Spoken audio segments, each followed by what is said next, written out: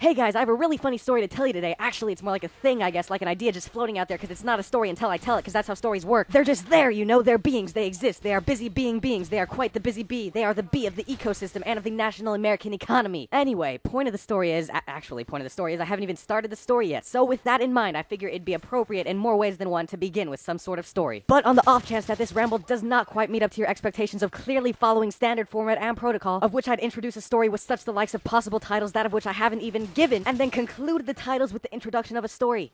But with this in mind, it's quite clear that you can't conclude anything with an introduction, and therefore, seeing as how the world has now fallen into a paradoxical awareness of its own existence, I feel it's important to note that I appreciate you guys who are watching this, because the world is about to gain consciousness and humans will no longer be the dominant race, nay, but rather Earth will be the dominant race. Earth as a race, Earth by itself, it will know how to end existence and thus shall gain political power without having to go through all the paperwork, and without having to go through the unfortunate circumstances, that of which can be defined by the simple yet utterly not so much unheard of phrase, that of which is commonly referred to as a bland, uncontroversial, and repressed childhood. Now with this in mind, I feel it's rather important to address many of the issues that we have. I've taken the liberty of notating each and every problem in a handy notebook of mine. Fortunately for us, I've filed everything under miscellaneous except for one thing, which I filed under odds and ends, and that one thing is the idea that doctors' waiting rooms need some music, and better lighting, and more women, and a pole in the middle of the room, and a buffet. However, with this in mind, it's quite the relevancy of the night to ponder the quite ponderable conundrum, that of which goes as follows. If 4 out of 5 people suffer from diarrhea, does that mean that 1 out of 5 people enjoys it? But while you ponder that, cease your ponder for a bit in order to successfully replace your current ponder with the new ponder, that of holidays, that of Christmas, aka Xmas. Mas X's for Los Españoles of you. There are many more X's where that came from. Now let's talk about holidays. Even though they've passed, we can still ponder about them or wonder about them. After all, the most wonderful thing in life is wonder itself. Anyway, I happen to know some fools who are excited for Christmas. Me, not so much. I was more down with the Christmas-linked holidays, you know, such as Advent Day or Boxing Day. And you can't forget the Cavalcade of m.o.a.b. That's one of my favorite holidays. I'm also down with the homies for Distaff Day, Epiphany, which is literally a holiday, not just a thing.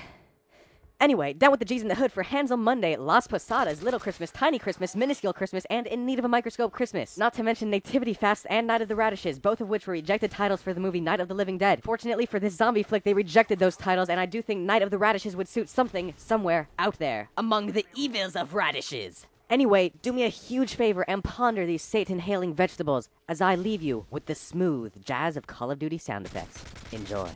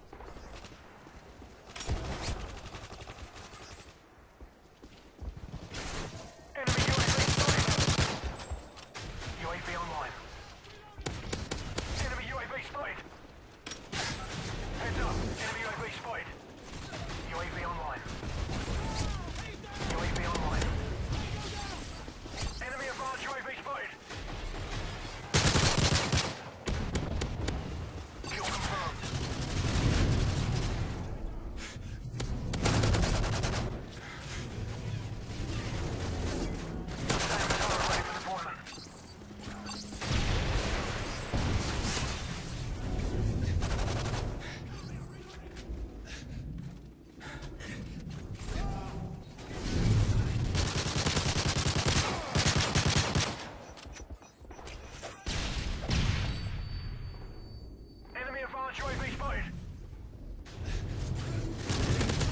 UAV recon ready for deployment. Kill confirmed. Turret is gone. Best, ready for deployment.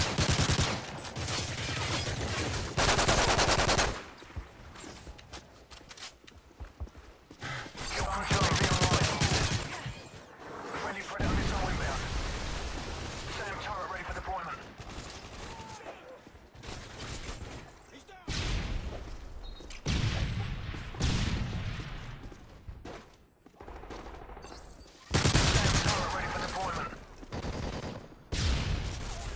UAV recon standing by. UAV online.